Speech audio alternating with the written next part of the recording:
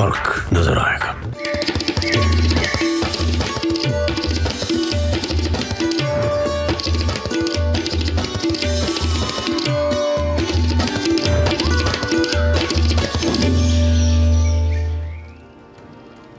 नमस्कार, एक नई सुबह की शुरुआत के साथ हम हाजिर हैं नए तेवर नए कलेवर के साथ। नया सवेरा के इस बेहद विशेष अंक को लेकर कई बड़ी खबरों पर रहेगी हमारी नजर। मैं हूं शैला निगार और मेरे साथ हैं मेरी सहयोगी भावना। सुप्रभात शैला, धन्यवाद। सुप्रभात। नया सवेरा के सभी दर्शकों को अगले 1 घंटे में हम आपको दिखाएंगे देश और दुनिया की ताज़ा तरीन खबरें। और जिन मुख्य खबरों पर आज 1 घंटे में हमारी नजर होने वाली है वो है राजनीति से जुड़ी हुई, जहाँ भाजपा के राष्ट्रीय अध्यक्ष JP नड्डा असम के दौरे के बाद आज अरुणाचल प्रदेश के दौरे पर रहेंगे। वहीं अगर बात करें शीतलहर की तो दिल्ली NCR में आज से मौसम विभाग ने अनुमान जताया है कि मौसम का मिजाज जो है वो बदल सकता है।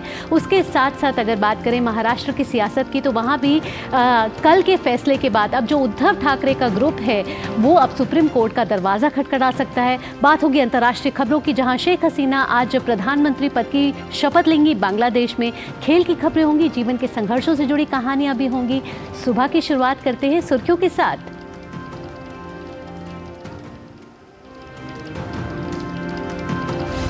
शिंदे गुट ही असली शिवसेना। महाराष्ट्र विधानसभा अध्यक्ष के फैसले के बाद एकनाथ शिंदे ने कहा ये सच्चाई और लोकशाही की जीत, तो वहीं फैसले के खिलाफ ठाकरे गुट जाएगा सुप्रीम कोर्ट।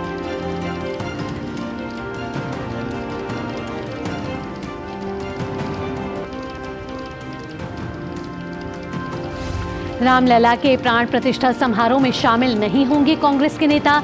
बीजेपी ने कहा कांग्रेस की सनातन विरोधी सोच है निमंत्रण अस्वीकार करना।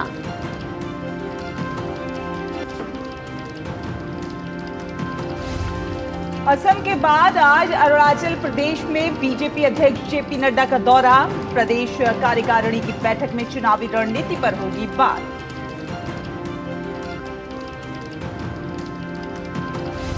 उत्तर पश्चिमी हिस्से में आज से शीतलहर की स्थिति में राहत की उम्मीद।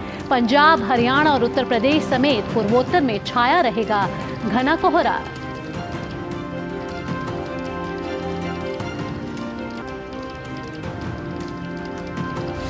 रक्षा मंत्री राजनाथ सिंह की लंदन में ब्रिटिश PM ऋषि सुनक से हुई मुलाकात। विदेश सचिव से रक्षा और व्यापार समेत क्षेत्रीय मुद्दों पर हुई चर्चा।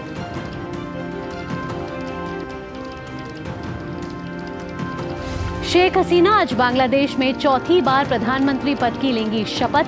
नई कैबिनेट का होगा गठन।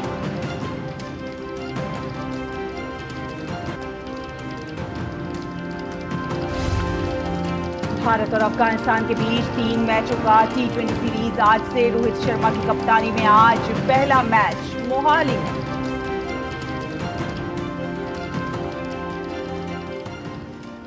नया सवेरा की शुरुआत करते हैं और आइए आपको लिए चलते हैं रामनगरी अयोध्या।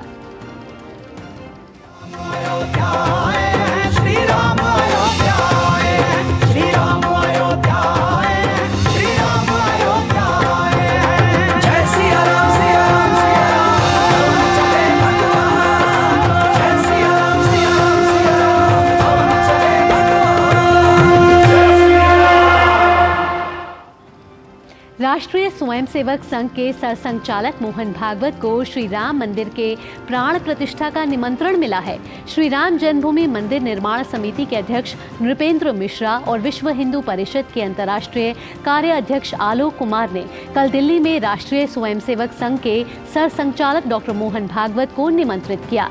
इस पर मोहन भागवत ने कहा कि इस देश की पवित्रता और इस देश की मर्यादा की स्थापना पक्की होने का ये प्रसंग है। उन्होंने कहा कि एक विश्वास सबके मन में स्थापित हुआ है, उसके कारण संपूर्ण देश का वातावरण मंगलमय बना है। भागवत ने कहा कि आमंत्रण के लिए आभार जताया और कहा कि ये तो मांग के भी ना मिलने वाला अवसर है और अब जब ये अवसर मिला है तो वो जरूर उपस्थित रहेंगे।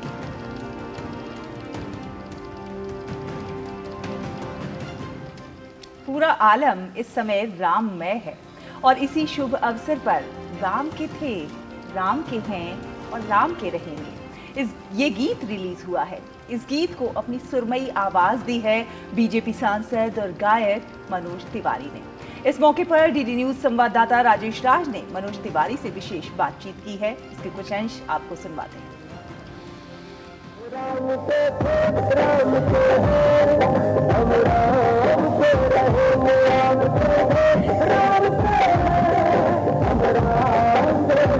जब हमारी पीढ़ी हाफ पैंट पहनती थी उस वक्त ये नारे लगते थे कि सौगंध राम की खाते हैं, मंदिर वहीं बनाएंगे। और इस पर विपक्ष के लोग कई बार हमले भी करते थे कि मंदिर वहीं बनाएंगे लेकिन तिथि नहीं बताएंगे। लेकिन अब तिथि सामने आ गई है और 22 जनवरी को भव्य राम मंदिर का उद्घाटन प्रधानमंत्री मोदी कर रहे हैं। तो इस मौके पर तमाम जो कलाकार हैं वो अपनी कला का प्रदर्शन भी कर रहे हैं। इसी कड़ी में भारतीय जनता पार्टी के सांसद प्रख्यात सिने स्टार मनोज तिवारी ने एक गीत बनाया है और उसको अपनी सुरमई आवाज़ में आज लॉन्च भी किया है। हमारे साथ मनोज तिवारी स्वयं हैं, हम उनसे जानते हैं। मनोज जी, क्या है वो गीत, है क्या? कि जय श्री राम जय श्री राम जय श्री राम कहेंगे, राम के थे राम के हैं, हम राम के रहेंगे। राम के थे राम के हैं, हम राम के रहेंगे। पूरा गाना इतना ऊर्जा से भरा हुआ है। पहले कहते थे खुद से, अब दुनिया से कहेंगे राम के थे। इसका अर्थ ये है कि मर्यादा के थे मर्यादा के हैं, मर्यादा में रहेंगे। लेकिन विपक्ष के जो लोग हैं वो सवाल खड़े कर रहे हैं कि सत्ताधारी पार्टी जो है वो इस महोत्सव को कहीं ना कहीं हाईजैक करने में लगी है। देखिए, विपक्ष को सूझ ही नहीं रहा है कि कहना क्या है, करना क्या है। अगर राम जी के भव्य मंदिर के निर्माण पे गीत गाना, उनके दर्शन करना, उनकी बातें करना, उनकी महिमा गाना, अगर इसी से जनमानस में हमारी छवि अच्छी बनती है, हम कैप्चर करना हो जाता है, तो कांग्रेस क्यों पीछे है? फिर वो सनातन नष्ट करने क्यों चले जाते हैं? घबरा क्यों रहे हैं? राम जी न तो केवल बीजेपी के हैं, न केवल आरएसएस के हैं। हाँ, बीजेपी के भी हैं, आरएसएस के भी हैं, वो मनोज तिवारी के भी हैं, और मैं समझता हूँ वो राहुल गांधी के भी होने चाहिए थे। राम सबके हैं। कि माँ शबरी की प्रबल प्रतीक्षा, जन जन मर्यादा के धाम, जन जन के हैं राम, जन जन के हैं राम। इस गीत को अपनी आवाज़ देने वाले मनोज तिवारी, जिनका कहना है कि राम सबके हैं, किसी खास के नहीं हैं। कैमरामैन उत्तम के साथ राजेश राज, डीडी न्यूज़, दिल्ली। तो जन जन के हैं राम, सबके हैं राम। भगवान श्री राम के नए मंदिर में प्राण प्रतिष्ठा के लिए 22 जनवरी 2024 का चयन किया गया है। उसी दिन पूर्व द्वादशी की तिथि है, जो भगवान श्री राम के ही कूर्म अवतार का भी दिन है। 22 का महत्व क्या है, इसको समझने के लिए डीडी न्यूज संवाददाता अजय मिश्र ने श्री अयोध्या धाम में श्री कोसलेश सदन पीठाधीश्वर वासुदेवानंद विद्या भास्कर जी से विशेष बातचीत की है।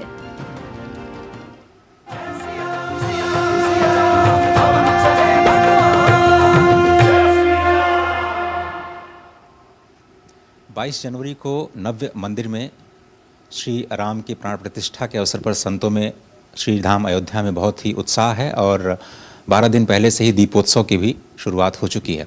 इस वक्त हम हैं श्री कोसलेश सदन पीठाधीश्वर के यहाँ। उनके विचार जानने के लिए बहुत बहुत आपका आभार, दूरदर्शन को समय देने के लिए। ये जो 22 जनवरी की तिथि निश्चित की गई है, उसका महत्व और आपके विचार इस पूरे समारोह के बारे में।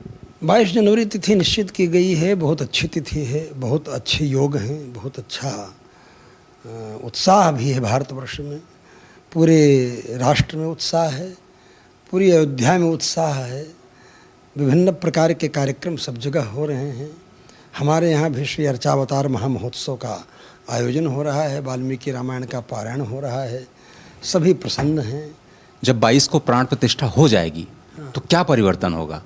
समग्र राष्ट्र ही नहीं, समग्र विश्व के लिए आदर्श है। आदर्श जो है मानव मात्र के आदर्श हैं। आदर्श जो है शीशा होता है। शीशा आपका श्रृंगार नहीं करता है, लेकिन शीशे के सामने जब आप खड़े होते हैं तो आप अपने को कैसा देखना चाहते हैं। मनुष्य अपने अंदर मनुष्यता का दर्शन करना चाहे तो उसके लिए इस शीशे से दर्शन संभव नहीं है। उसके लिए भगवान राम जो है शीशा है। भगवान राम आदर्श हैं मानवता के। भगवान राम आदर्श हैं दैवी संपत्ति के। भगवान श्री राम आदर्श हैं भारतीय संस्कृति के। तो धन्यवाद जगत गुरु जी, अब अपने विचार रखने के लिए दर्शकों के साथ बहुत बहुत धन्यवाद। तो हम सभी को उत्सुकता से के साथ, व्यग्रता के साथ प्रतीक्षा है उस दिव्य क्षण की जब भगवान परमात्मा परब्रह्म स्वरूप श्री राम अपने नव्य और दिव्य प्रांगण में विराजमान होंगे। कैमरामैन रमाकांत शर्मा के साथ अजय मिश्र, टीडी न्यूज़, श्रीधाम, अयोध्या।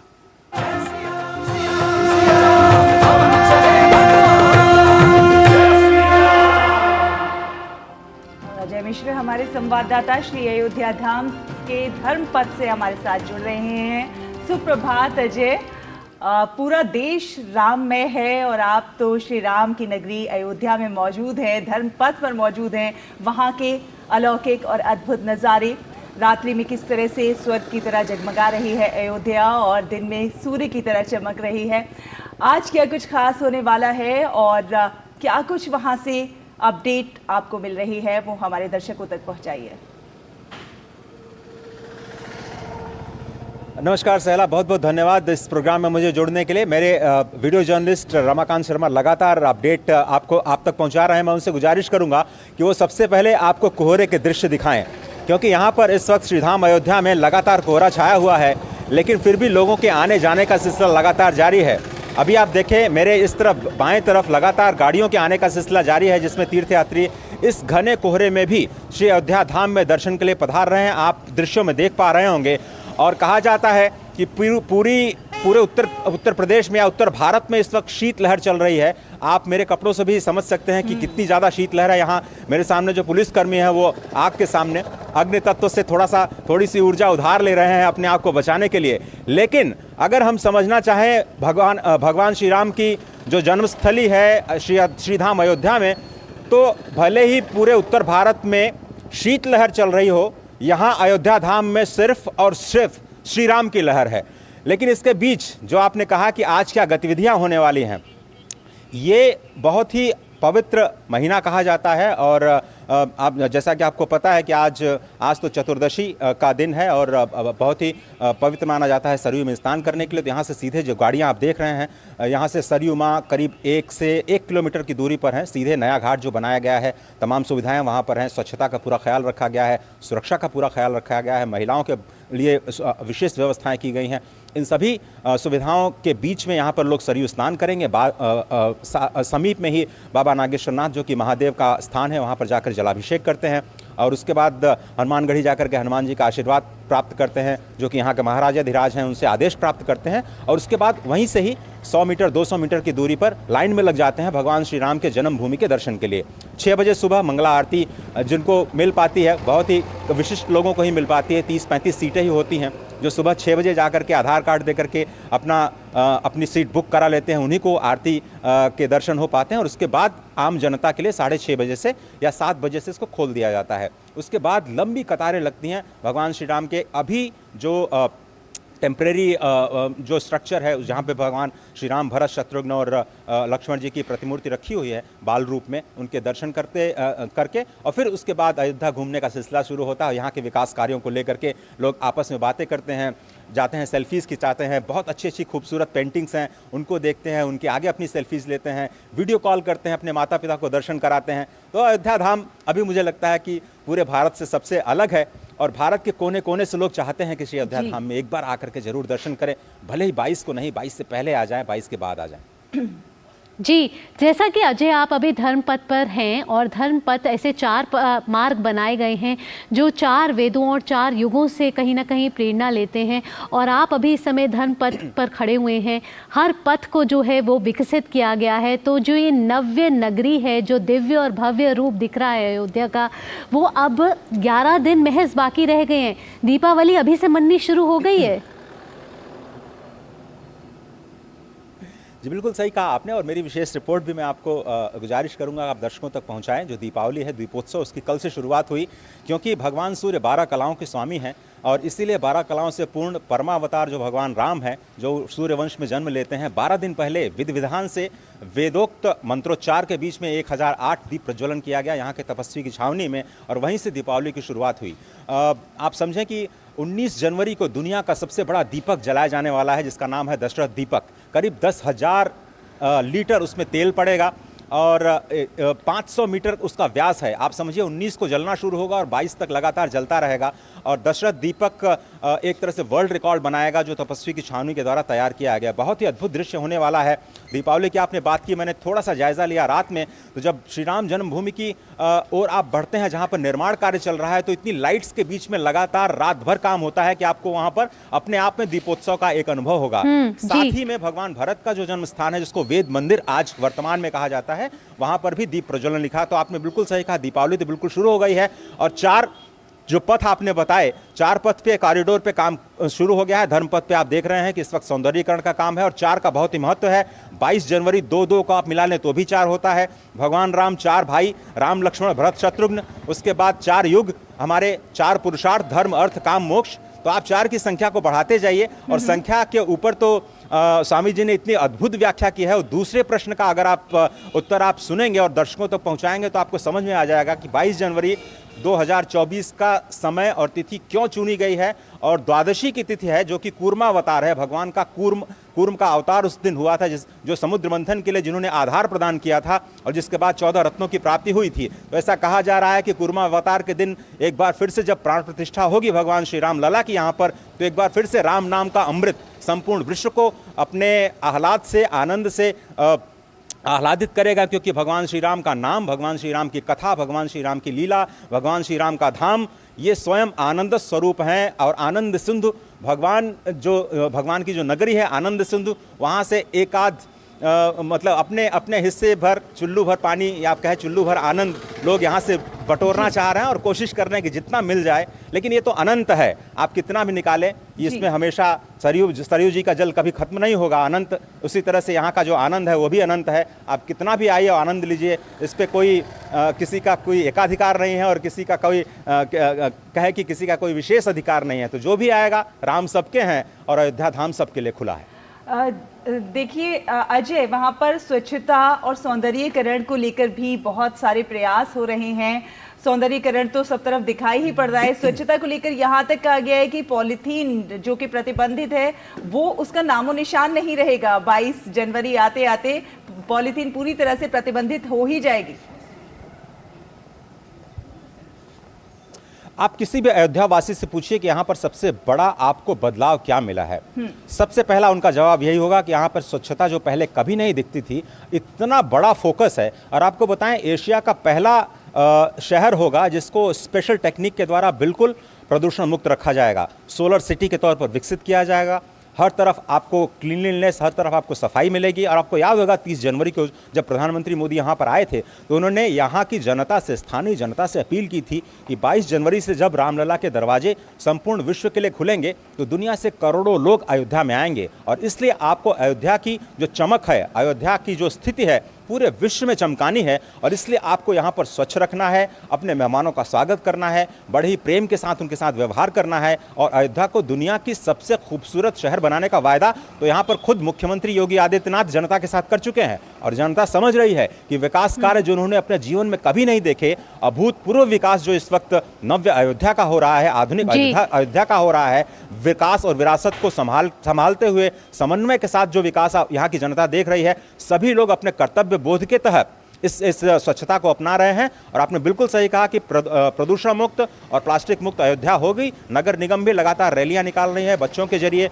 इस अभियान को आगे बढ़ाया जा रहा है। यहाँ के खुद नगर निगम पार्षद त्रिपाठी जी इसकी अगुवाई कर रहे हैं और सभी लोग एक संदेश जा रहा है। और खासतौर पर यहाँ से थोड़ी दूर पर मैंने देखा कि मैंने सॉलिड वेस्ट मैनेजमेंट का एक बहुत बड़ा सिस्टम है जो कि काफ़ी मदद कर रहा है इस पूरी अयोध्या को स्वच्छ बनाने के लिए। अजय, साथ ही मैं पूछना चाहूंगी कि आपने 22 तारीख का महत्व तो बताया ही, हालांकि 22 जनवरी प्राण प्रतिष्ठा का समारोह है, लेकिन उससे पहले ही जो अनुष्ठान है, जो प्रार्थना है, वो पहले से ही शुरू हो जाएगी। तो क्या 15 जनवरी जब मकर संक्रांति के बाद से क्या अनुष्ठान का जो सिलसिला है वो शुरू हो जाएगा? देखिए, अगर आप विधि विधान की बात करते हैं राम जन्मभूमि के इस प्राण प्रतिष्ठा समारोह से जुड़े हुए, तो वो 16 जनवरी से शुरू होंगे। लेकिन यहाँ पर जो महोत्सव है उसकी शुरुआत अभी से हो गई है। मेरे ठीक पीछे अगर आप समझने की कोशिश करें तो मेरे इस तरफ सरयू माँ है और बिल्कुल सरयू के घाट पर बसा है रामकथा पार्क। यहाँ पर रामकथा की शुरुआत हो गई है और चिन्मयानंद बापू जी जो कि गुजरात से पधारे हैं, रामकथा के साथ इस महोत्सव की शुरुआत हुई है। क्षमा कीजिएगा। थोड़ी दूर यहाँ से रामभद्राचार्य जी का 14 जनवरी को, जो कि पद्म विभूषण भी हैं, उनका जन्मदिवस है। 14 जनवरी से अमृत महोत्सव की शुरुआत हो रही है, जहाँ पर हनुमत महायज्ञ 1008 कुंडीय यज्ञ बनाया गया है। उसकी भी कहानी हमने दर्शकों तक पहुँचाई है। और वहाँ पर अलग अलग दिन 14 जनवरी से लगातार 22 जनवरी तक कार्यक्रम होंगे। अलग अलग जगहों पर दुर्गा चालीसा का पाठ किया जा रहा है। मेरे ख्याल से अनंत मंदिर हैं और कहा जाता है कि अयोध्या का हर घर मंदिर है। और संस्कृत में भी आप देखें तो घर को मंदिर ही कहा जाता है। मंदिर मंदिर प्रतिकर्षोधा। भगवान जब हनुमान गए तो लंका में उन्होंने कहा कि मंदिर मंदिर गए, मतलब घर घर गए जाकर के भगवान सीता का पता लगाने के लिए। तो यहाँ पे हर मंदिर में अखंड रामायण के पाठ की तैयारी है और सभी लोग उत्सुकता से, व्यग्रता से प्रतीक्षा कर रहे हैं और अपने अपने स्थानों पर, अपने अपने आश्रमों में यहाँ पे उत्सव की धूम मची हुई है। किसी भी आश्रम में आप पधारिए, आपको आनंद और उल्लास दिखाई देगा। ठीक है अजय, बहुत बहुत धन्यवाद अजय, इतनी महत्वपूर्ण जानकारी हम तक साझा करने के लिए। आप रामनगरी अयोध्या में आपको साइन ऑफ भी दें, जय श्री राम के साथ ही करूँगी। तो अजय बता रहे थे कि किस तरीके से 22 जनवरी का महत्व है। 22 जनवरी जो है द्वादशी की तिथि है और राम के अवतार का स्वरूप भी है। यहाँ हम बढ़ रहे हैं आगे और एक ले रहे हैं छोटा सा ब्रेक नया सवेरा में। ब्रेक के बाद भी खबरों का सिलसिला नया सवेरा पर जारी रहेगा, आप कहीं मत जाइएगा। Earlier we were having DCPS system. We got transferred to NPS from DCPS. NPS was found to be more employee friendly, flexible, transparent, and beneficiary can choose their options. Transition was very smooth.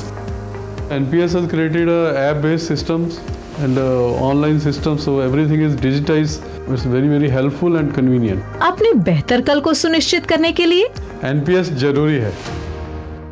TB हारेगा, देश जीतेगा। कितने हसीन सपने हैं इन नन्ही आंखों में, चेहरे पे वो मुस्कान, खुला आसमान और उसमें उड़ती पतंग। इस पतंग को नहीं कटने देंगे हम, इस मुस्कान को एक खुशी बनाएंगे हम। एक सपना खुली आंखों से हमने देखा है, फिर से एकजुट हो जाएंगे हौसले। टीबी मुक्त भारत बनाएंगे।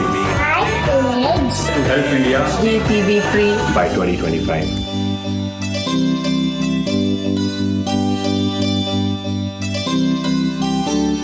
टीबी हारेगा, देश जीतेगा।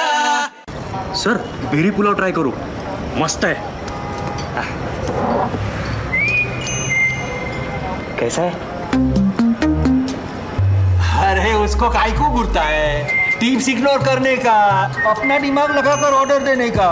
मार्केट का स्टॉक टिप्स बहुत लोग देता है, डेंजरस हो सकता है।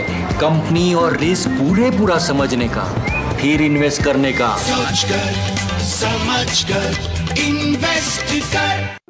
दादी आज भी आपकी चाय की दुकान बंद थी? 1 महीने से बीमार हूँ, काम बंद और इलाज का खर्चा अलग। आयुष्मान कार्ड नहीं बनवाया? नाम सुना है, कहाँ बनवाना है, कैसे बनवाना है, इस उम्र में भाग दौड़। कार्ड अभी बन जाएगा। आयुष्मान ऐप पर जाकर अपना या परिवार के सदस्य का नाम लाभार्थी सूची में ढूंढें, आधार OTP या फेस ऑथ द्वारा ऑथेंटिकेट करें, डिटेल्स भरें, अब मोबाइल से फोटो खींचकर अपलोड करें। बन गया। अब ठीक होकर अपने हाथ की चाय पिला दो। और एक प्रकार से PM जय अब गरीबों की जय बन गई है। 5 लाख तक के मुफ्त उपचार की गारंटी, स्वास्थ्य का वरदान आयुष्मान। हो बिजनेस बढ़ाना, गुड़िया को पढ़ाना या मिसेस के साथ वेकेशन, लो मुथूट फाइनेंस गोल्ड लोन, भरोसा इंडिया का। मुथूट फाइनेंस भारत का नंबर 1 सबसे भरोसेमंद financial services brand. Gold loan के लिए अभी कॉल करें 1-800-313-1212। ब्रेक के बाद स्वागत है आपका। आप देख रहे हैं नया सवेरा और आइए अब देखेंगे देश भर से कुछ खास खबरें। अयोध्या में रामलला के प्राण प्रतिष्ठा कार्यक्रम में सोनिया गांधी और मल्लिकार्जुन खड़गे समेत कांग्रेस पार्टी के वरिष्ठ नेता शामिल नहीं होंगे। कांग्रेस ने श्री राम जन्मभूमि तीर्थ क्षेत्र की ओर से मिले निमंत्रण को ये कहकर ठुकरा दिया है कि ये धार्मिक नहीं बल्कि राजनीतिक कार्यक्रम है। कांग्रेस ने इसे भाजपा और आरएसएस का कार्यक्रम बताया है, लेकिन इस बीच कांग्रेस आलाकमान के फैसले पर गुजरात कांग्रेस के वरिष्ठ नेता अर्जुन मोढवाडिया ने सवाल उठाए हैं। सोशल मीडिया पर फैसले की आलोचना करते हुए उन्होंने कांग्रेस नेता जयराम रमेश के एक पोस्ट को टैग करते हुए कहा है कि भगवान राम हमारे आराध्य हैं। यह देशवासियों की आस्था और विश्वास का मामला है। राम मंदिर के मामले में कांग्रेस को राजनीतिक निर्णय नहीं लेना चाहिए।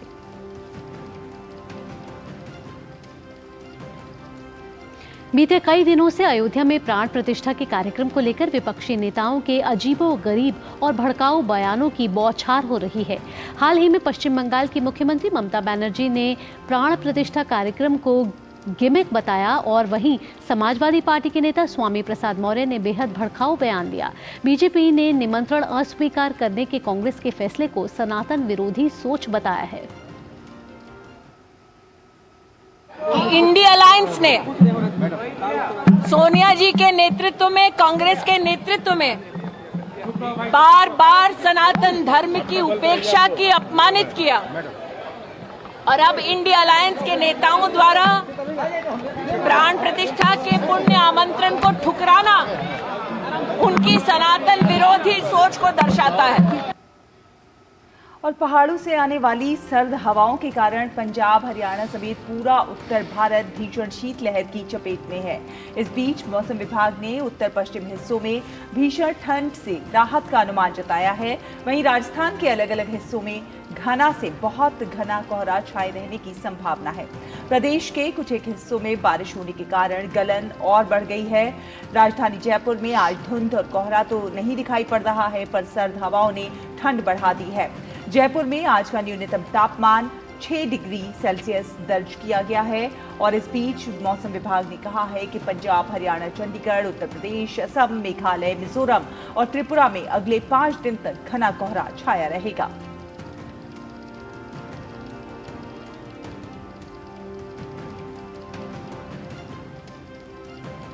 तो शीतलहर पर ज़्यादा जानकारी देने के लिए हमारे संवाददाता जुड़ चुके हैं। शबीर डार हैं श्रीनगर से, मोहम्मद अतीक जयपुर से। आप दोनों का स्वागत, दोनों को सुप्रभात। और पूरा जो देश में उत्तर भारत की बात करें तो अभी शीतलहर के प्रकोप से जूझ रहा है। शबीर, मैं यहाँ आपके पास आना चाहूँगी। आप श्रीनगर में मौजूद हैं और श्रीनगर का नज़ारा तो इस बार कुछ और ही दिख रहा है, क्योंकि इस समय एक सफ़ेद चादर जो है हम देखते थे और जो स्की एक्टिविटीज़ होती थी, जो विंटर एक्टिविटीज़ होती थी, वो भी इस समय ठंडी पड़ी नज़र आ रही हैं, क्योंकि जलवायु परिवर्तन का जो असर है वो आपके श्रीनगर में दिख रहा है अभी। जी बिल्कुल, ये जो बात आप ग्लोबल वार्मिंग की बात कर रही है, बिल्कुल श्रीनगर में जो है बिल्कुल उसका असर दिख रहा है। इस सीज़न में यूजुअली जो हम चलाई कलान का सीज़न है, जो 40 दिन का एक हार्शेस्ट विंटर पीरियड रहता है, इसमें यूजुअली जो होता है कश्मीर के हर इलाके में स्नो होता था, लेकिन इस बार जो है कहीं पे कोई स्नो नहीं दिख रही है। अगर हम बात करें गुलमर्ग या पहलगाम में और जितने भी टूरिस्ट स्पॉट्स हैं जहाँ पे देश भर से या विदेशी टूरिस्ट इस सीज़न में इसलिए आते थे कि यहाँ पे जो है स्नो का नज़ारा लें, लेकिन इस बार जो है कोई स्नो नहीं हुई है और काफ़ी टूरिस्ट भी परेशान है और यहाँ के आम लोग भी इससे जूझ रहे हैं कि इस बार जो है ग्लोबल वार्मिंग की वजह से जो यहाँ आज के रात तो बिल्कुल ठंडी रहती है, लेकिन दिन में यूजुअली जो जितना ठंडी रहती थी उतना नहीं रहती है, बिल्कुल थोड़ा माइल्डर, थोड़ा वार्म रहता है दिन में। तो ये एक अनयूजुअल सा सिनेरियो है इस बार जो है ग्लोबल वार्मिंग की वजह से कश्मीर को जो है स्नो इस बार नहीं हुई है। इससे ज़ाहिर सी बात है टूरिज्म पर भी असर पड़ सकता है और यहाँ पे जो एग्रीकल्चर है उस पर भी आने वाले महीनों में, आने वाले सीजन में असर पड़ेगा। अगर इस बार अच्छी स्नो होती है तो जाहिर सी बात है रिवर्स में, समर्स में अच्छा पानी रहता है और उसकी वजह से एक तो यहाँ के कश्मीर की खूबसूरती में भी उसे चार चांद लगते हैं और एग्रीकल्चर में भी, यानी कि उसमें भी ये जो है कहीं ना कहीं जो शब्बीर सेब की जो फसल है उस पर भी इस बार असर दिखाई पड़ेगा, क्योंकि जो मौसम है उसके अनुकूल नहीं है। आप बने रहिए हमारे साथ अतीक भी हैं जो जयपुर से जुड़े हुए हैं। अतीक, आपके पीछे थोड़ी विजिबिलिटी नज़र आ रही है, लेकिन जो कोहरा है, जिस तरह से शीतलहर है, इसका कहीं ना कहीं असर जो है वो यातायात पर भी पड़ता हुआ नज़र आ रहा है। कहीं फ्लाइट्स लेट है तो कहीं ट्रेनें अपने समय से नहीं चल पा रही हैं। आज की क्या कुछ स्थिति है और किस तरह का दिन में मौसम रहेगा? जी बिल्कुल, राजस्थान में ठंड का कहर बदस्तूर जारी है और इस बीच प्रदेश के कई हिस्सों में बारिश ने सर्दी का सितम और बढ़ा दिया है। हम अगर बात करें राजधानी जयपुर की, तो जयपुर में जैसा कि अभी आपने कहा यहाँ पर धूप खिली है, यहाँ कोहरा और धुंध तो नहीं दिखाई पड़ रहा है, लेकिन सर्द भरी हवाओं ने ठिठुरन और गलन बढ़ा दी है। गलन इस कदर है कि हाथ जम रहे हैं और जिस तरह से हम यहाँ पर मौजूद हैं आप देख रहे हो मौसम तो बहुत साफ है। मौसम विभाग के अनुसार जो राजस्थान के पूर्वी इलाका है, पूर्वी इलाके में पिछले 24 घंटे में बारिश हुई। बारिश की वजह से वहाँ पर तापमान काफ़ी घट गया और ठंडी बढ़ गई। पश्चिमी राजस्थान में मौसम शुष्क रहा और जैसा कि अभी आपने बताया कि जयपुर में जो न्यूनतम तापमान है वो 6 डिग्री दर्ज किया गया है। शीतलहर को देखते हुए प्रशासन ने जो 8वीं तक के स्कूल हैं उनको 13 तारीख तक बंद कर दिया है और सर्दी के सितम से बचने के लिए जो आम जनजीवन है वो लोग अलाव ताप कर सर्दी के सितम से जद्दोजहद कर रहे हैं कि इससे निपटा जा सके। तो बिल्कुल सभी जगह देखा जाए तो शीतलहर जो है और जो सर्द हवाएं हैं वो काफ़ी नुकसान पहुंचा रही हैं और ख़ास तौर पर जो बुज़ुर्ग लोग हैं उनके लिए ये बहुत ख़तरनाक हैं। ऐसे में उनको कई राय भी दी जा रही हैं कि वो सुबह के समय में वॉक पर ना निकलें और उस तरह की एक्टिविटीज़ ऐसे समय में ना करें जिस समय सर्द हवाएं ज़्यादा हैं। बहुत बहुत धन्यवाद आप दोनों का ही हमारे साथ जुड़ने के लिए और अपडेट्स हमारे दर्शकों से साझा करने के लिए। चलिए, जो दर्शक हमारे साथ अभी जुड़े हैं, आइए नजर डाल लेते हैं इस वक्त की सुर्खियों पर। शिंदे गुट ही असली शिवसेना। महाराष्ट्र विधानसभा अध्यक्ष के फैसले के बाद एकनाथ शिंदे ने कहा ये सच्चाई और लोकशाही की जीत, तो वहीं फैसले के खिलाफ ठाकरे गुट जाएगा सुप्रीम कोर्ट।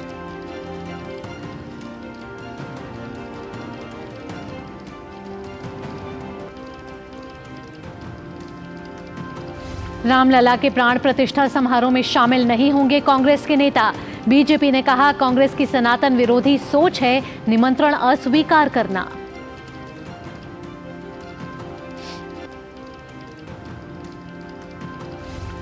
असम के बाद आज अरुणाचल प्रदेश में बीजेपी अध्यक्ष जेपी नड्डा का दौरा। प्रदेश कार्यकारिणी की बैठक में चुनावी रणनीति पर होगी बात।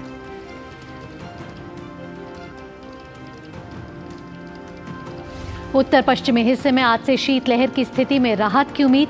पंजाब, हरियाणा और उत्तर प्रदेश समेत पूर्वोत्तर में छाया रहेगा घना कोहरा।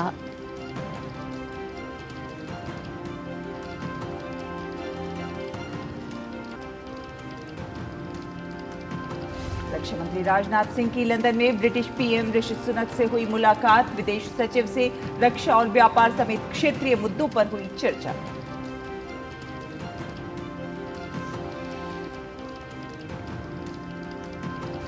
शेख हसीना आज बांग्लादेश में चौथी बार प्रधानमंत्री पद की लेंगी शपथ। नई कैबिनेट का होगा गठन।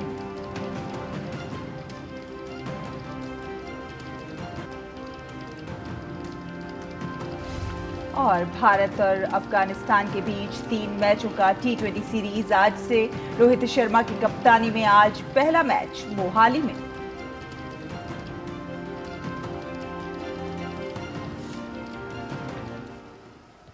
और नया सवेरा में आगे बढ़ते हैं और अब जो खबर है वो है महाराष्ट्र की राजनीति से जुड़ी हुई, जो इस समय सिर्फ शिवसेना की चर्चा कर रही है। कल देर शाम विधानसभा के अध्यक्ष राहुल नार्वेकर ने शिंदे बनाम उद्धव ठाकरे गुट में जारी विवाद पर फैसला सुनाते हुए कहा कि शिंदे गुट ही असली शिवसेना होगी। और इसके साथ ही शिंदे गुट के 16 विधायकों की सदस्यता बरकरार रखी गई है, यानी शिंदे महाराष्ट्र के सीएम बने रहेंगे। उद्धव ठाकरे ने कहा है कि जनता को ये फैसला मंजूर नहीं है, लिहाजा वो सुप्रीम कोर्ट का रुख करेंगे। और इस बीच एकनाथ शिंदे ने इस फैसले को सच्चाई और लोकशाही की जीत माना है। कहा गया है कि योग्यता के अनुसार ही ये फैसला लिया गया है।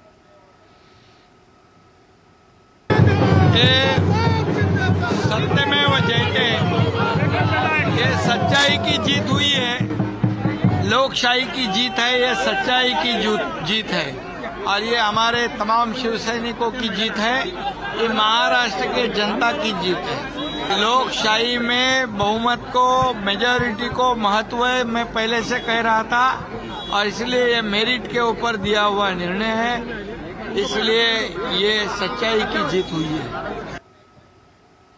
तो महाराष्ट्र की सियासत में कल एक बड़ा फैसला आया जहां शिंदे गुट को ही असली शिवसेना माना गया है। हालांकि अब उद्धव ठाकरे का जो गुट है वो सुप्रीम कोर्ट का दरवाजा खटखटाएगा। यहां रुक रहे एक छोटे से ब्रेक के लिए। ब्रेक के बाद होगा हमारा खास सेगमेंट अखबारों की सुर्खियां। आप कहीं मत जाइए।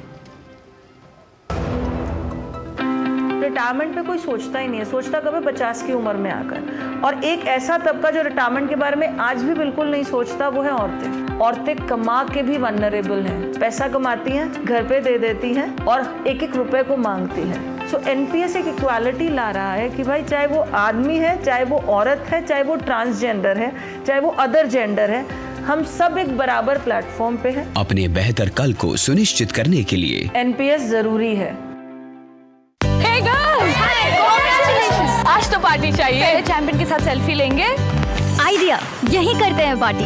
Pizza party. ये चल अपना कार्ड और पिन दे। मेरे कार्ड की डिटेल्स मैं खुद ही डालूंगी। आरबीआई कहता है अपना पिन, ओटीपी, सीवीवी या इंटरनेट बैंकिंग पासवर्ड किसी के साथ शेयर ना करें। ऑनलाइन बैंकिंग सिर्फ अपने कंप्यूटर, मोबाइल और सिक्योर नेटवर्क से करें। बाय गर्ल्स, कहाँ जा रही है? सुना नहीं, नो शेयरिंग। आरबीआई कहता है जानकार बनिए, सतर्क रहिए। तुम्हें पता है इन्वेस्टर्स के लिए एक इन्वेस्टर प्रोटेक्शन फंड होता है IPF, लेकिन अगर तुम्हारा ट्रेड एक्सचेंज पर एग्जीक्यूट नहीं हुआ या फिर कोई गारंटीड रिटर्न्स वाली स्कीम है तो ये IPF आपकी मदद नहीं कर सकता है। और अगर आपका ब्रोकर ही डिफॉल्टर बन जाए तो फिर IPF आपको कॉम्पेंसेशन दिला सकता है। कहाँ से सीखा? NSE की साइट पर। सोच कर, समझ कर, इन्वेस्ट कर। ब्रेक के बाद आपका स्वागत है नया सवेरा में और अब बात करते हैं अखबारों की सुर्खियों की।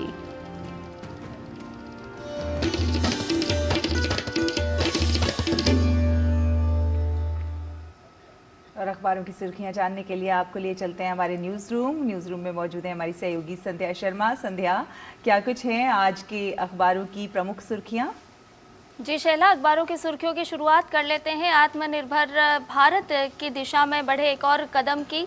जी हाँ, स्वदेशी ड्रोन दृष्टि 10 आकाश में नौसेना की तीसरी आंख बनेगा। इस खबर को आज सभी अखबारों ने प्रमुखता के साथ लिया है। देश विदेश पेज पर आज दैनिक जागरण अखबार ने इस खबर को लिया है। आपको बता दें कि हैदराबाद में कल स्वदेशी निर्मित इस पहले UAV को अनावृत कर दिया गया, इसका अनावरण किया गया और अगले महीने ये पोरबंदर नौसेना बेस पर शामिल हो जाएगा, इसकी तैनाती कर दी जाएगी। आपको बता दें कि जो ड्रोन है ये संभावित खतरों की पहचान कर पहले ही धावा बोलने में सक्षम है। इसकी खासियत तमाम आज बताई गई है कि क्या कुछ खासियत के साथ ये ड्रोन काम करेगा। अगली खबर की बात करें तो ये है वाइब्रेंट गुजरात ग्लोबल समिट 2024 से जुड़ी हुई खबर, जिसे आज सभी अखबारों ने अपने पहले पेज पर लिया है और बताया है कि प्रधानमंत्री नरेंद्र मोदी ने अपने संबोधन में क्या कुछ बड़ी बातें कही और उसी को कोट करते हुए आज अखबारों ने हेडलाइन बनाया है और बताया है। हरिभूमि ने लिखा है कि आपके सपने जितने बड़े होंगे मेरा संकल्प भी उतना ही बड़ा होगा। प्रधानमंत्री ने ये बात कही। हम सभी जानते हैं कि प्रधानमंत्री के जो संकल्प हैं वो सिद्धि की ओर किस तरह से आगे बढ़ते हैं, तो इस खबर को आज सभी अखबारों ने लिया है। अगली खबर की बात करें तो ये भी ग्लोबल वाइब्रेंट समिट से ही जुड़ी हुई खबर है। देश व्यापार पेज पर जनसत्ता अखबार ने लिया है, बाकी अखबारों ने भी इस खबर को बताया है और बताया है कि वित्त मंत्री जब इस समिट में बोल रही थी तो उन्होंने कहा कि भारत 2027-28 तक सार्थक होगा। दुनिया की तीसरी बड़ी अर्थव्यवस्था, ये उन्होंने विश्वास जताया है। इस खबर को आज लिया गया है। और अब आपको लिए चलते हैं अयोध्या। जी हाँ, सभी अखबारों में अयोध्या रामलला की जन्मभूमि को लेकर के कई सारी खबरें प्रकाशित की जा रही हैं। कितना भव्य ये मंदिर है, कितना दिव्य ये मंदिर है, किस तरह से प्राण प्रतिष्ठा समारोह का आयोजन किया जाना है, अलग अलग आयामों के साथ इस खबर को प्रकाशित किया जा रहा है। हिंदुस्तान अखबार ने रामलला प्राण प्रतिष्ठा का एक पूरा पेज तैयार किया और उसमें बताया है कि दुनिया के 100 देशों में रामोत्सव मनाया जाएगा। साथ ही ये भी बताया कि किस तरह से अनुष्ठान होंगे। इस अखबार में ये भी बताया है कि राम मंदिर बनते देखना जीवन धन्य होगा। ये बात कही कामेश्वर चौपाल ने, जो कि राम मंदिर की आधारशिला रखने वाले कामेश्वर चौपाल हैं। और इसके अलावा और भी क्या कुछ खास रहने वाला है इस प्राण प्रतिष्ठा समारोह में, ये सब कुछ बताया गया है। और चलते चलते बात कर लेते हैं आपके स्वास्थ्य से जुड़ी हुई खबर की, जिसे हिंदुस्तान अखबार ने अपने चलते चलते पेज पर लिया है। एक शोध के माध्यम से बताया गया है कि शाकाहार से संक्रमण का खतरा कम होता है। दरअसल 702 लोगों पर के समूह पर यह शोध किया गया और बताया कि आपका जो खान पान रहता है उसके आधार पर ये तय होता है कि संक्रमण आपको कितनी तेज़ी से घेर सकता है। तो इसमें बताया गया है कि जो शाकाहार भोजन है आप उस पर ज़्यादा से ज़्यादा फोकस करें, आप उस पर ज़्यादा से ज़्यादा जाएं ताकि आपका जो इम्यून है वो मजबूत बना रहे। धन्यवाद संध्या। आप तमाम अखबारों को की सुर्खियां और अखबार हर रोज़ पढ़ती हैं और उन अखबारों की मुख्य सुर्खियों को हर क्षेत्र से हमारे लिए समेट कर लाती हैं, हमारे दर्शकों के लिए समेट के लाती हैं। आपका बहुत बहुत धन्यवाद। और फिलहाल बढ़ते हैं आगे और एक छोटा सा ब्रेक ले लेते हैं। ब्रेक के उस पार खबरों का सफर अभी जारी है, देखते रहिए नया सवेरा। NPS is a mode of creating post-retirement corpus having two basic characters with its hand: disciplined saving and vigilant investment. अगर ये दोनों उसके क्राइटेरियाज मीट आउट होते हैं तो रिटायरमेंट कॉर्पस को पैदा करने के लिए इससे बढ़िया तरीका जो सिंपलेस्ट मोड में है वो और कोई अवेलेबल नहीं है। अपने बेहतर कल को सुनिश्चित करने के लिए NPS जरूरी है। सर बेरी पुलाव ट्राई करो, मस्त है। कैसा है? अरे उसको काहे को घूरता है? टिप्स इग्नोर करने का, अपना दिमाग लगाकर ऑर्डर देने का।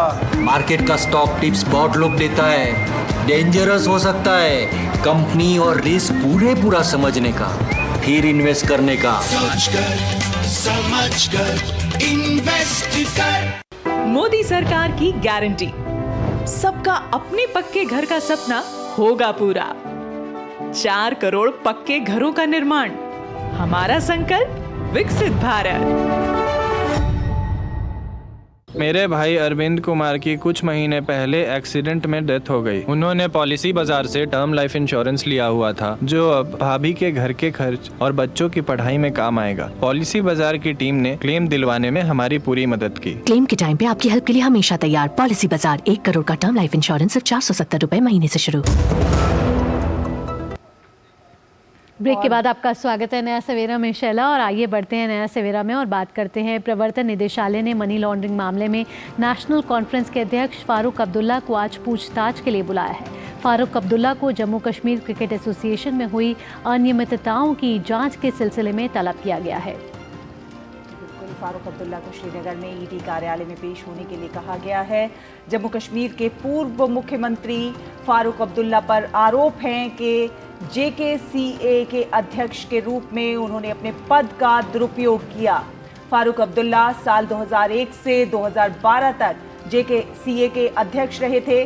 उनके ऊपर लगे आरोप काफ़ी गंभीर हैं और इसकी जांच ईडी और CBI दोनों कर रही हैं। अब्दुल्ला के खिलाफ ईडी ने 2022 में आरोप पत्र भी दायर किया था। तो ये बड़ी खबर आपको बता रहे हैं। ईडी ने आज फारूक अब्दुल्ला को पूछताछ के लिए बुलाया है। मनी लॉन्ड्रिंग के सिलसिले में JKCA में हुई अनियमितताओं के सिलसिले में उन्हें तलब किया गया है और कल ये समन भेजा गया था। आज उनकी पेशी होनी है अब्दुल्ला के सामने, फारूक अब्दुल्ला की ईडी के सामने। और नीरज सिंह हमारे संवाददाता इस पर ज़्यादा जानकारी के साथ हमारे साथ मौजूद है।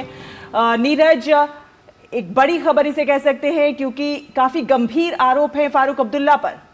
देखिए, बिल्कुल काफी गंभीर आरोप हैं। 2004 से 2009 के बीच का ये मामला है और उस समय फारूक अब्दुल्ला जम्मू कश्मीर क्रिकेट एसोसिएशन के अध्यक्ष भी थे और आरोप ये लग रहे हैं कि इनके जो करीबी लोग हैं, जो जम्मू कश्मीर क्रिकेट एसोसिएशन के पास जो पैसा आया था, उस पैसे को निजी व्यक्तियों के द्वारा इस्तेमाल किया गया और उस पैसे के द्वारा बड़े पैमाने पर जो संपत्तियां हैं वो भी खरीदी गई थी। पिछले कुछ समय पहले ईडी ने उन संपत्तियों में से कुछ संपत्तियों को जब्त भी किया था। अब फारूक अब्दुल्ला से पूछताछ के लिए ईडी ने उनको सम्मन भी भेजा है कि वो पूछताछ में शामिल हो और जो तमाम तथ्य अभी तक अधूरे हैं पूछताछ के, उन तथ्यों को पूरा किया जाए, क्योंकि मामला काफी गंभीर है। जिस तरीके से जम्मू कश्मीर क्रिकेट एसोसिएशन में जो पैसा आया था, जो पैसा खिलाड़ियों के कल्याण के लिए खर्च होना था, खिलाड़ियों के ऊपर उस पैसे को खर्च किया जाना था, लेकिन उस पैसे को गबन करके और निजी व्यक्तियों के अकाउंट में ट्रांसफर किया गया और उसके बाद उनसे संपत्तियां खरीदी गई। तो ये निश्चित तौर पर गंभीर आरोप है और ईडी अब फारूक अब्दुल्ला से इन सभी आरोपों के सिलसिले में जवाब मांगेगी। धन्यवाद नीरज इस तमाम अपडेट के लिए, और इस पर आप नज़र बनाए रखें, आगे भी आपके पास आएंगे और पूछेंगे आपसे कि किस तरीके से अब जो है नेशनल कॉन्फ्रेंस के जो अध्यक्ष है फारूक अब्दुल्ला, उसे ईडी ने समन भेजा है और पूछताछ कर सकती है। आइए बढ़ते हैं आगे और अब बात करते हैं विकसित भारत संकल्प यात्रा की खबरों से जुड़ी हुई।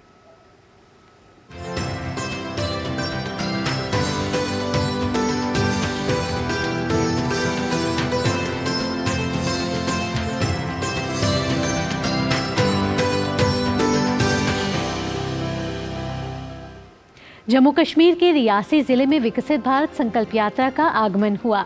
विकास की चाह में यात्रा से जुड़ने की ललक यहां देखने लायक थी। क्षेत्र के लोगों ने यात्रा का भव्य स्वागत किया। कार्यक्रम में स्थानीय लोग, पंचायती राज संस्थाओं के प्रतिनिधि और सरकारी अधिकारी शामिल हुए। विकास रथ के माध्यम से लोग केंद्र प्रायोजित योजनाओं से रूबरू भी हुए। देश के तमाम हिस्सों में विकसित भारत संकल्प यात्रा का सफर जारी है। जम्मू कश्मीर के रियासी जिले में विकसित भारत संकल्प यात्रा वैन पहुंची तो क्षेत्र के लोगों ने यात्रा का स्वागत किया। कार्यक्रम में स्थानीय लोग, पंचायती राज संस्थाओं के प्रतिनिधि और सरकारी अधिकारी शामिल हुए। पदाधिकारियों ने स्थानीय लोगों के साथ बातचीत की और विभिन्न प्रमुख सरकारी योजनाओं और पहलों के बारे में जानकारी प्रदान की। स्थानीय लोगों को उनके दरवाजे पर मुफ्त स्वास्थ्य सेवाएं प्रदान करने के लिए मुफ्त चिकित्सा शिविर आयोजित किए गए।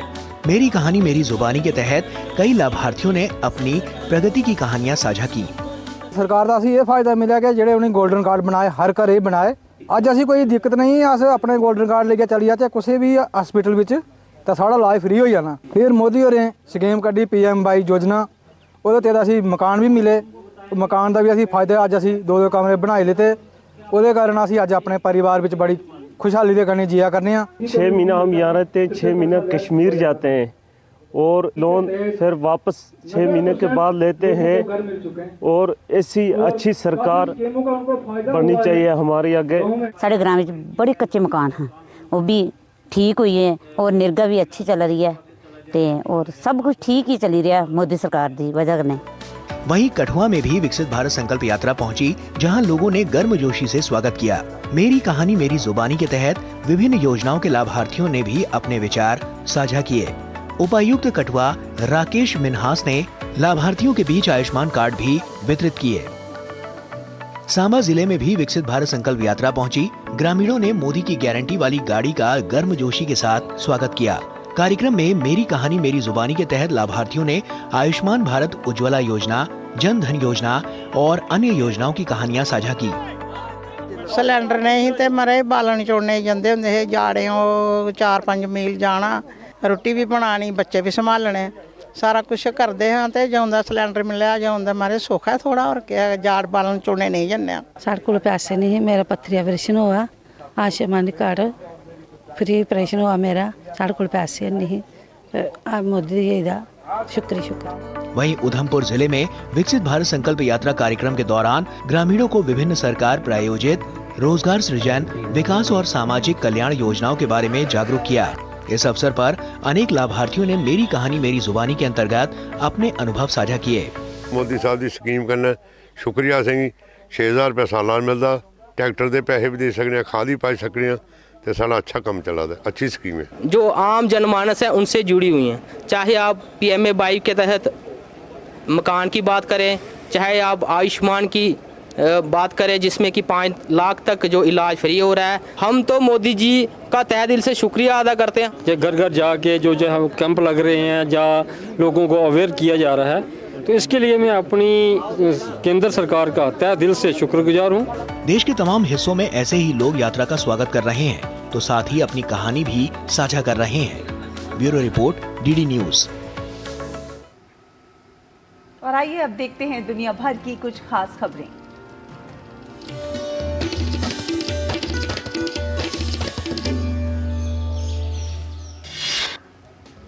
बांग्लादेश के आम चुनाव में अवामी लीग पार्टी की जीत के बाद शेख हसीना आज चौथी बार प्रधानमंत्री के पद की लेंगी शपथ। अवामी लीग सरकार ने अपनी 36 सदस्यीय कैबिनेट की घोषणा की। इसमें 25 कैबिनेट मंत्री और 11 राज्य मंत्री शामिल होंगे। यूएनएससी ने लाल सागर क्षेत्र में व्यापारी और वाणिज्यिक जहाजों पर यमन के हूती विद्रोहियों के हमले की निंदा करते हुए और उन्हें तत्काल रोकने की मांग करते हुए एक प्रस्ताव पारित किया है। अमेरिका के विदेश मंत्री एंटनी ब्लिंकन ने कहा है कि लाल सागर में हो रहे हूती के लगातार हमलों का खामियाजा भुगतना पड़ेगा।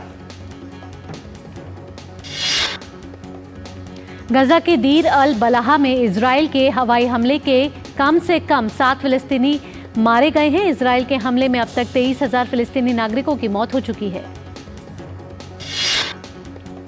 WHO ने सुरक्षा चिंताओं के कारण गाजा के लिए एक और नियोजित चिकित्सा सहायता मिशन को रद्द कर दिया है। कहा गया है कि बमबारी और आवाजाही पर प्रतिबंध के कारण जरूरतमंद लोगों तक पहुंचना असंभव हो गया है।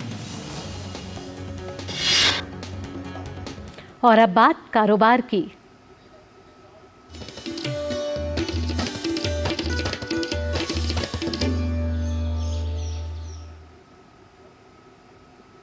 वित्त मंत्री निर्मला सीतारमण ने कहा है कि भारत 2047 तक $30 ट्रिलियन की अर्थव्यवस्था बन जाएगा। गुजरात में वाइब्रेंट गुजरात शिखर सम्मेलन में उन्होंने कहा कि देश 2028 तक $5 ट्रिलियन की अर्थव्यवस्था होगा। भारत में 2023 तक पिछले 23 वर्ष में $919 बिलियन का प्रत्यक्ष विदेशी निवेश हुआ, जिसमें से 65% निवेश पिछले 9 वर्षों में आया है। देश के विकास के इंजन के रूप में गुजरात के योगदान की सराहना करते हुए उन्होंने कहा कि भारत के सकल घरेलू उत्पाद में गुजरात का योगदान 8% से अधिक है।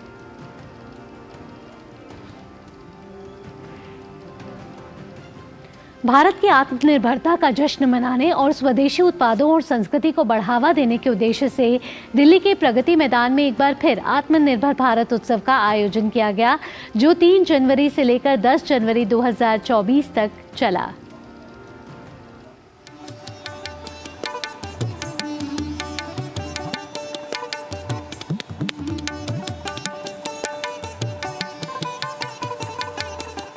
इस एग्जीबिशन में कई मंत्रालयों के द्वारा अपनी स्टॉल लगाई गई। आत्मनिर्भर भारत उत्सव में शुक्रवार को केंद्रीय सामाजिक न्याय एवं अधिकारिता मंत्री डॉक्टर वीरेंद्र कुमार ने पहुंचकर लाभार्थियों का उत्साह बढ़ाया।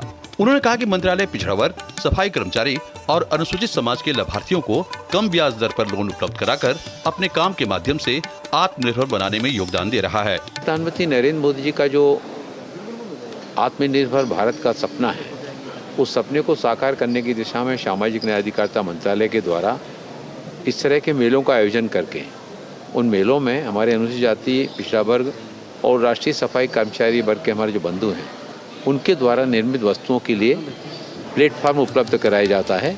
ऐसा माना जा रहा है कि आने वाले वर्षों में आत्मनिर्भर भारत उत्सव का पैमाना और भी बड़ा होगा, जो देश के कोने कोने से दुनिया भर के उत्पादों को एक साथ लाएगा।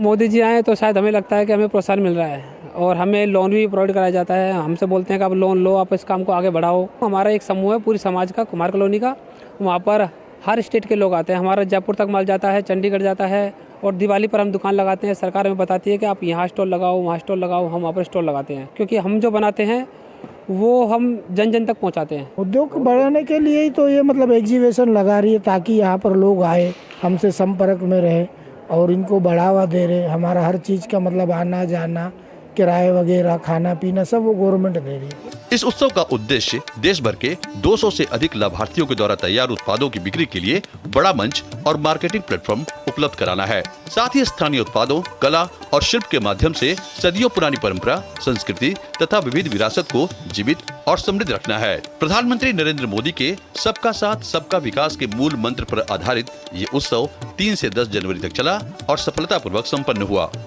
Kumar Alok, DD news, Delhi. और अब खबरें खेल जगत से।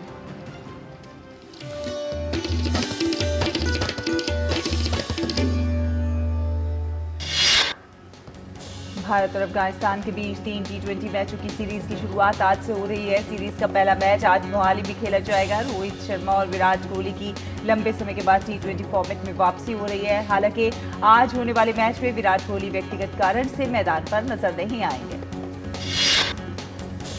मलेशिया ओपन में आज प्री क्वार्टर फाइनल मुकाबले में भारत के किदाम्बी श्रीकांत कोर्ट पर उतरेंगे। अंतिम 16 में किदाम्बी का सामना हांगकांग के एनजी का लॉन्ग एंगस से होगा। वहीं प्रतियोगिता के पुरुष युगल वर्ग में भारत के सात्विक साईराज और चिराग शेट्टी की जोड़ी फ्रांस के रोनन लेबर और लुकास कोवी की जोड़ी से भिड़ेगी।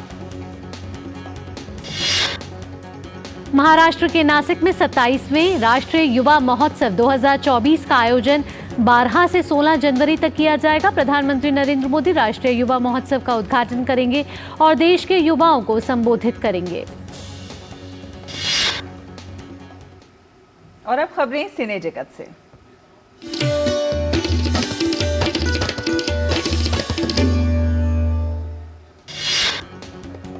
जाने माने गायक कंपोजर काल भैरवा ने web series the legend of Hanuman series season 3 में हनुमान चालीसा गाया है। The legend of Hanuman season 3 की स्ट्रीमिंग डिज्नी प्लस हॉटस्टार पर हो रही है। शाहरुख खान विशाल भारद्वाज की थ्रिलर फिल्म में काम करते हुए नजर आ सकते हैं।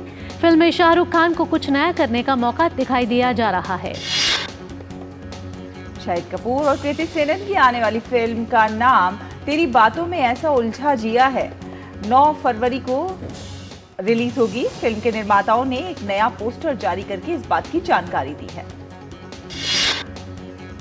इमरान हाशमी निर्माता फरहान अख्तर की आगामी फिल्म डॉन 3 का हिस्सा बनने जा रहे हैं। इस फिल्म में अभिनेता खलनायक की भूमिका निभाते हुए नजर आएंगे। पंकज त्रिपाठी ने कहा है कि वो हमेशा से ही भारतीय पर्यटन को बढ़ावा देने की बात करते आए हैं और वो अपने बच्चों को भी हमेशा भारत भ्रमण के लिए प्रोत्साहित करते हैं। नया सवेरा में अब वक्त है मौसम के मिजाज को जानने का।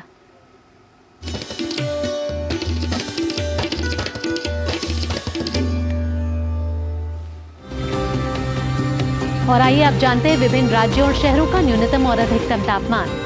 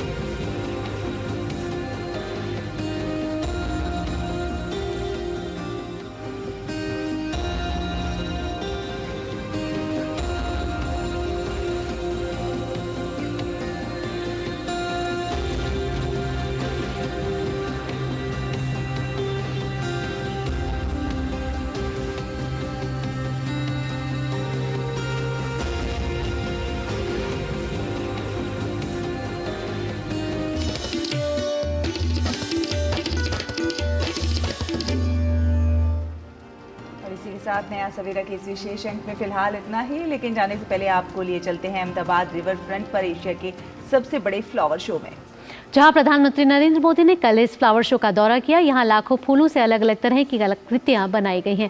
आप इन झलकियों का आनंद लीजिए। फिलहाल के लिए मुझे, शहला और हमारी पूरी टीम को दीजिए इजाजत। नमस्कार।